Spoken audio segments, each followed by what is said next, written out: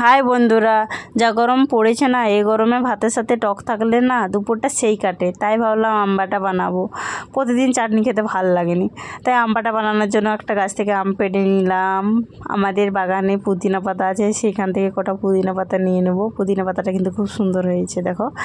পুদিনা পাতা কিন্তু টকের সাথে খেতেও খুব ভালো লাগে।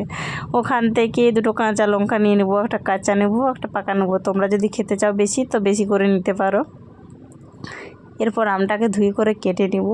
শিলনোড়া ধুয়ে তাতে ছোট পেঁয়াজ, কাটা আম, কাঁচা লঙ্কা, পুদিনা পাতা দিয়ে ভালো করে থেতো করে মিহি করে বেটে নেব।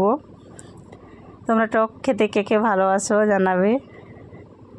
আমি কিন্তু খুব ভালোবাসি। থেতো করে বাটা হয়ে গেলে তাতে নুন পরিমাণ মতো আর চিনি দিয়ে ভালো করে আবারও বেটে নেব, তাহলেই রেডি হয়ে যাবে আম বাটা। আজকের মেনুতে আমাদের ছিল ডাল, শাকের ডাল, মাছের ঝাল, বেগুন ভাজা, নিম, আলু আর বেগুন দিয়ে তিতো, শাক ভাজা আর আম বাটা। তো কেমন হয়েছে বলবে।